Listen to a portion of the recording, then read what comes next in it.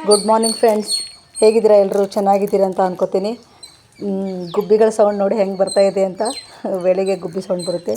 ಇವತ್ತು special day, Bhim ಅಮಾವಾಸ್ಯೆ ಹಾಗೂ ಅಮಾವಾಸ್ಯೆ. ಇವತ್ತಿನ ಶ್ರಾವಣ ಬೇರೆ ಸ್ಟಾರ್ಟ್ ಆಗುತ್ತೆ. ನಾನು ಬೇಗ ಎದ್ದು ಪೂಜೆ ರೂಮ್ ಹತ್ರ ಬಂದು ಪೂಜೆ ಸಾಮಾನೆಲ್ಲ ತೊಳೆದು ಪೂಜೆ ಮಾಡೋಣ ಅಂತ ಬಂದೆ ಫ್ರೆಂಡ್ಸ್.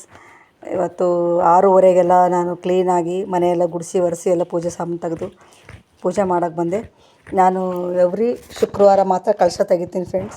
ಮಿಕ್ಕಿದ ದಿನ ಎಲ್ಲ ನಾನು ಬರೀ ದೇವ್ರುಗಳು ಮಾತ್ರ ತೆಗೆದು ಪೂಜೆ ಮಾಡ್ತೀನಿ. ಶುಕ್ರವಾರಕ್ಕೊಂದು ಸಲ ಮಾತ್ರ ಕಳಶ ತೆಗೀರಿ. ನಾನು ಶುಕ್ರವಾರಕ್ಕೊಂದೇ ಸಲ ತೆಗಿತೀನಿ. ಎಲ್ಲ ತೆಗೆದು ಮತ್ತು ನಾನು ಉಪ್ಪಿನ ದೀಪ ಹಚ್ಚಿದ್ದಲ್ಲ, ಅದು ಉಪ್ಪನ್ನು ಹೇಗೆ ನೀರಲ್ಲಿ ವಿಸರ್ಜನೆ ಮಾಡಬೇಕು, ಅದು ತುಳಿದೇ ಇರೋ ಜಾಗಕ್ಕೆ ಹಾಕಬೇಕು. ಈ ಥರ ನೀರಲ್ಲಿ ಹಾಕಿ ಗಿಡದ ಬುಡಕ್ಕೆ ಹಾಕಿ ಫ್ರೆಂಡ್ಸ್. ಆ ಥರ ಫೈನಲಿ ನಾನೆಲ್ಲ ಪೂಜೆ ರೂಮ್ ರೆಡಿ ಮಾಡಿಕೊಂಡೆ. ಹೂವು ಎಲ್ಲ ಹಾಕಿ, ನನಗೆ ದೇವರು ಪೂಜೆ ಮಾಡಬೇಕಂದ್ರೆ ಹೂವು ಜಾಸ್ತಿ ಇರಬೇಕು. ನೋಡಿ, ವೆಂಕಟೇಶ್ವರ ಫೋಟೋಗೂ ನಾನು ಪೂಜೆ ಮಾಡಿದೆ. ಎಲ್ಲ ಆಗಿದೆ, ಇನ್ನೂ ದೀಪ ಎಲ್ಲ ಅಂಟಿಸಿಲ್ಲ.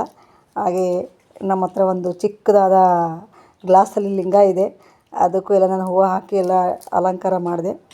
ಫೈನಲ್ಲಾಗಿ ಒಂದು ಕಡೆಯಿಂದ ಪೂಜೆ ರೂಮ್ ಎಲ್ಲ ಅಲಂಕಾರ ಇತ್ತು. ಹೊಸ್ತಲಿಗೂ ರಂಗೋಲಿ ಹಾಕಿ ಎಲ್ಲ ಪೂಜೆ ಮಾಡಿದೆ. ಈ ಕಡೆ ಅಮೇರಿಕನ್ ಮನಿ ಪ್ಲ್ಯಾಂಟ್ ಹಾಕಿದ್ದೀನಿ, ಅದು ಒಂಚೂರು ಮೇಲೆ ಬಂದಿದೆ. ಈ ಕಡೆ ನಮ್ಮ ಇಂಡಿಯಾದ ಮನಿ ಪ್ಲ್ಯಾಂಟ್ ಇದನ್ನು ಬೆಳ್ಕೊಂಡು ಹೋಗಿದೆ. ಎರಡೂ ಆಯಿತು.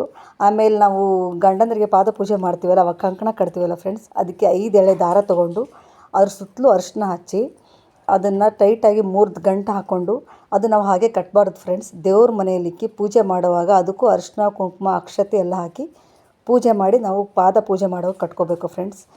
ನಾನು ರೆಡಿ ಆಗಕ್ಕೆ ಬಂದೆ. ಮತ್ತು ಇವತ್ತು ಇನ್ನೊಂದು ಏನಂದರೆ ಫ್ರೆಂಡ್ಸ್, ಗ್ರೀನ್ ಕಲರ್ ಸೀರೆ ಉಟ್ಕೋಬೇಕು. ಹಸಿರು ಕಲರ್ ಸೀರೆ ಅದು ವಿಜಯದ ಸಂಕೇತ. ನಾನು ಫೈನಲಾಗಿ ರೆಡಿ ಆದೆ. ಹಸಿರು ಕಲರ್ ಸೀರೆ ಉಟ್ಕೊಂಡ್ರೆ ನಾವೇನೇ ಮಾಡಿದ್ರೂ ಅದರಲ್ಲಿ ಜಯ ಸಿಗುತ್ತೆ ಅಂತ ಹಸಿರು ಕಲರ್ ಸೀರೆ ಹಾಕೋಬೇಕು ಅಂತ ಪೂಜಾರಿಗಳು ಹೇಳಿದರು. ನಾನು ದೀಪ ಎಲ್ಲ ಅಂಟಿಸಿ ರೆಡಿ ಮಾಡಿದೆ. ಇನ್ನೂ ಊದ್ಬತ್ತಿ ಎಲ್ಲ ಬೆಳಗಿಲ್ಲ, ಪೂಜೆ ಮಾಡಿಲ್ಲ. ನಮ್ಮ ಮನೆಯವ್ರು ಬರೋಕ್ಕೋಸ್ಕರ ವೇಟ್ ಮಾಡ್ತಾಯಿದ್ವಿ.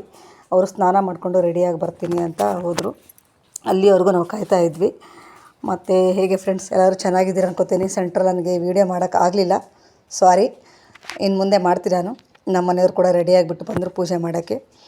ಅವರು ಜಾಸ್ತಿ ಪೂಜೆ ಮಾಡಲ್ಲ, ಸುಮ್ಮನೆ ಎಲ್ಲ ನಿಂತ್ಕೊಂಡು ನೋಡ್ತಾ ಇರ್ತಾರೆ, ಪೂಜೆ ಎಲ್ಲ ಮಾಡಲ್ಲ. ಇವತ್ತು ಅಮಾವಾಸ್ಯೆ ಇರೋದ್ರಿಂದ ಸರಿ ಅವರೇ ಪೂಜೆ ಮಾಡಲಿ ಅಂತ ನಾನು ಸರಿ ಇದು ಮಾಡಿದೆ. ಪೂಜೆ ಮಾಡ್ತಾಯಿದ್ದೀರಿ. ನಾನು ಗಂಟೆ ಎಲ್ಲ ಬಾರಿಸ್ಕೊಂಡು ದೇವ್ರ ಮಂತ್ರ ಹೇಳ್ಕೊಂಡು ನಾವು ಪೂಜೆ ಮಾಡ್ತಾಯಿದ್ವಿ, ಎಲ್ಲರೂ ಸೇರಿಕೊಂಡು. ಫೈನಲಾಗಿ ಪೂಜೆ ಮಾಡ್ತಾಯಿದ್ವಿ. ಶುಕ್ರವಾರ ಅಮಾವಾಸ್ಯೆ, ಈ ಒಂದು ತಿಂಗಳು ಶ್ರಾವಣ ಫುಲ್ಲು ತಿಂಗಳು ಪೂಜೆ ಮಾಡಿ ಫ್ರೆಂಡ್ಸ್. ಎಲ್ಲ ದೇವ್ರುಗಳಿಗೆ ಎಲ್ಲ ಶಕ್ತಿ ಬಂದಿರುತ್ತಂತೆ. ಈ ತಿಂಗಳಲ್ಲಿ ಜಾಸ್ತಿ ಶಕ್ತಿ ಇರುತ್ತಂತೆ. ಈ ಒಂದು ತಿಂಗಳು ನೀವು ಫುಲ್ಲಾಗಿ ಪೂಜೆ ಮಾಡಿರಿ. ನಾನಂತೂ 6 ಗಂಟೆಗೆ ಎದ್ದು ಈ ಒಂದು ತಿಂಗಳು ಮಾತ್ರ 6 ಗಂಟೆ ಎದ್ದು 6:30 ಒಳಗಡೆ ಎಲ್ಲ ಪೂಜೆ ಮಾಡ್ತೀನಿ. ಹಾಗೆ ನಾವು ಕರ್ಪೂರನ ತೆಂಗಿನಕಾಯಿ ಒಳಗಡೆ ಹಾಕ್ತೀವಿ. ಸಪ್ರೇಟಾಗೂ ಬೆಳಗ್ತಾರೆ. ನಮ್ಮ ಕಡೆ ಉತ್ತರ ಕರ್ನಾಟಕ ಕಡೆ ಗುಲ್ಬರ್ಗ ಸೈಡ್ ಎಲ್ಲರೂ ಕರ್ಪೂರನ ತೆಂಗಿನಕಾಯಲ್ಲಿ ಇಟ್ಟೇ ಅದು ದೇವರಿಗೆ ಬೆಳಗ್ತಾರೆ. ನಾವು ಹಾಗೆ ಮಾಡ್ತೀವಿ. ಆ ಥರ ಹಾಗೆ ಮಾಡಿ ತಿರ್ಗಾ ಅದನ್ನು ಎಲ್ಲ ಕಡೆ ದೇವ್ರಿಗೆಲ್ಲ ತೋರಿಸಿ, ಅದು ನಾವೆಲ್ಲ ಅದ್ರದ್ದು ಆಶೀರ್ವಾದ ತೊಗೊಂಡು ದೇವ್ರ ಮುಂದೆ ಇಲ್ಲ ಬಾಗಿಲು ಮುಂದೆ ಹಾಕ್ತೀವಿ, ಅದರಿಂದ ದೃಷ್ಟಿನೂ ಹೋಗಲಿ ಅಂತ. ಅದು ಬಾಗಿಲು ಮುಂದೆ ಹಾಕಿ ಫೈನಲ್ಲಾಗಿ ತೆಂಗಿನಕಾಯಿ ಹೊಡಿತೀವಿ. ನಾವು ಅದೇ ಥರ ಮಾಡ್ತೀವಿ. ಈ ಥರ ನೋಡಿ ಫ್ರೆಂಡ್, ನಾವೆಲ್ಲ ತೊಗೊಂಡು ಅದನ್ನು ನಮಸ್ಕಾರ ಮಾಡಿ ಆಶೀರ್ವಾದ ತೊಗೊಂಡು ತಿರ್ಗಾ ತೆಂಗಿನಕಾಯಿ ಅಲ್ಲಿ ಕರ್ಪೂರ ಹಾಕಿ ನಮ್ಮ ಮನೆಯವ್ರು ತೆಂಗಿನಕಾಯಿ ಹೊಡ್ಕೊಂಡು ತೊಗೊಂಬರ್ತಾರೆ. ಈ ಥರ ಪೂಜೆ ಅಂತೂ ನಾರ್ಮಲ್ ದೇವರಿಗೆಲ್ಲ ಪೂಜೆ ಮಾಡಿ, ಹಾಗೆ ನಮ್ಮ ಮನೆಯವ್ರಿಗೆ ನಾನು ಪೂಜೆ ಮಾಡೋಣ ಅಂತ ರೆಡಿ ಮಾಡಿದೆ ಫ್ರೆಂಡ್ಸ್. ಪಾದ ಪೂಜೆ ಮಾಡೋಣ ಅಂತ. ಮತ್ತು ನಿಂಬೆಹಣ್ಣು ಅಮಾವಾಸ್ಯೆ ಆಗಿರೋದ್ರಿಂದ ನಿಂಬೆಹಣ್ಣು ಕೂಡ ನಾನು ಇಡ್ತೀನಿ, ಪ್ರತಿ ಅಮಾವಾಸ್ಯೆಗೂ ಇಡ್ತೀನಿ. ಪೂಜೆ ಮಾಡೋಕ್ಕೆ ಬಂದೆ. ಅರಿಶಿನ ಕುಂಕುಮ ಎಲ್ಲ ಹಾಕಿ ಈ ಪೂಜೆನ ಆದಷ್ಟು ಮಾಡಿ ಫ್ರೆಂಡ್. ಭೀಮ್ ಅಮಾವಾಸ್ಯೆ ಪೂಜೆನ ಶಿವ ಪಾರ್ವತಿ ಕೂಡ ಹಿಂದೆ ಅದೊಂದು ಕತೆ ಇದೆ. ಅದು ಏನು ಅಂತ ನನಗೂ ಪೂರ್ತಿಯಾಗಿ ಗೊತ್ತಿಲ್ಲ, ನಾನು ಹೇಳೋಕ್ಕೂ ಹೋಗಲ್ಲ. ನನಗೆ ಗೊತ್ತಿದ್ದಷ್ಟು ಹೇಳ್ತೀನಿ. ಈ ಭೀಮ್ ಅಮಾವಾಸ್ಯೆ ನಾವು ಪೂಜೆ ಮಾಡೋದ್ರಿಂದ ಗಂಡನ ಆಯುಷ್ಯು ಆರೋಗ್ಯ ಜಾಸ್ತಿ ಆಗುತ್ತಂತೆ.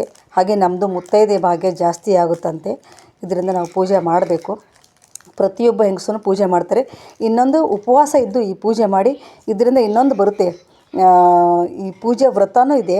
ಆ ಪೂಜೆ ವ್ರತ ನಾನು ಮಾಡಿ ನಿಮಗೆ ತೋರಿಸೋಣ ಅಂತ ನಾನು ಮಾಡಲಿಲ್ಲ. ನಾನು ಇಷ್ಟು ದಿನ ಮಾಡ್ಕೊಂಬಂದಿರಲಿಲ್ಲ ಆ ವ್ರತನ. ಸರಿ, ಇವಾಗ ನಾನು ಮಾಡೋದು ಬೇಡ ಅಂತ ನಾನು ಮಾಡೋಕ್ಕೆ ಹೋಗಲಿಲ್ಲ.